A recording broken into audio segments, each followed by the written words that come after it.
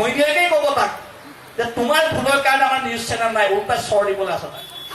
হা সি আগতে কৈছিলে যে ৰিক্সাৱালা ঠেলাৱালাই বোলে চৰিয়াব, কৈছিলে না? হা এতিয়া তাক চৰিয়াব, ৰিক্সাৱালা ঠেলাৱালা তাক চৰিয়াব। বুজি পাইছে? এনেকুৱা এটা অৱস্থা আহি গৈছে। সেইকাৰণে কৈছো হিমন্ত বিশ্ব শৰ্মাক ভবাবা, তোৰ অসমটো তোৰ বাপেৰৰ সম্পত্তি নহয়। তোক অসমৰ প্ৰত্যেকখন গাঁৱৰ মানুহে তোক নপতা কি কয়, বাহ মুকিল তোক পতা নাই, কি কয় নপতা কি যে নপতা শুকন পতা নাই তোক। হা তই যে যি মন যায় তাকে কৈ দিবি। হা টিভিটো নিজৰ আছে কাৰণে ৰাতিপুৱা গধূলিলৈকে তাতেই লেকচাৰ মাৰি দিবি। হা তোৰ ঘৈণীয়ৰ টিভিটো নাজানো নেকি? অলপ দিনৰ আগত হিমন্ত বিশ্বই কি কৈছিলে? অলপ দিনৰ আগত হিমন্ত বিশ্বই কৈছিলে, আমি তেতিয়া কি কৈছিলে যে মই প্ৰথম জোতাযোৰ মই আমুকৰ মানে পূজাত দোকান দি কিনিছিলো, কৈছিলে নাই? ইমান শান্তশিষ্ট লোৱাটো। সেই জোতাযোৰ যিটো মানুহে প্ৰথম পূজাত দোকান দি কিনিছিলে, সেই মানুহটোৱে কোটি কোটি টকা ক'ত পালি? আমি কি অকৰা মানুহ নেজানো তই ক'ত পইচা পাইছ?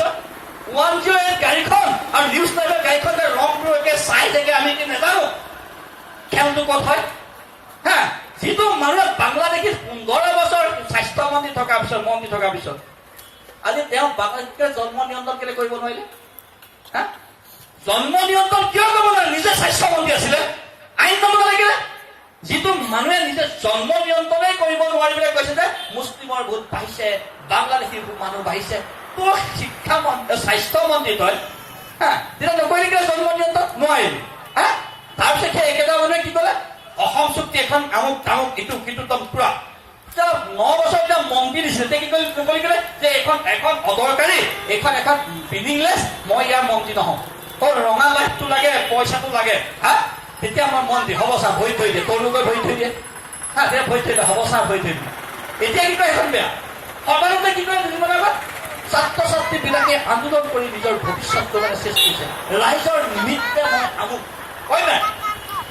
যদি ছাত্ৰ ছাত্ৰীৰ ভৱিষ্যত আন্দোলন কৰাই কেনে ধ্বংস হ'ল, ইমান বছৰে যে আন্দোলন কৰাই যে ছাত্ৰ ছাত্ৰীবিলাকৰ ভৱিষ্যত ধ্বংস কৰিলি, তাৰ বাবে অসমৰ ৰাইজৰ ওচৰত প্ৰথম খেলা কৰিছ নাই? আন্দোলন কৰি নিজে মন্ত্ৰী চিএম হৈ গ'ল নহয়, তেতিয়া আন্দোলনটো ভাল হৈছে। চিএম হোৱাৰ পিছত এইটো বেয়া। তপনকে দুদিনলৈকে আন্দোলন কৰিলে ভাল, তাৰপিছত ক'লে এইটো বেয়া। এইবিলাকতো দুমুখীয়া কথা হ'লে নহ'ব। সেইকাৰণে সৰ্বানন্দক কৈছো, তুমি হিমন্তৰ যিটো পাল্লাত পৰিলা,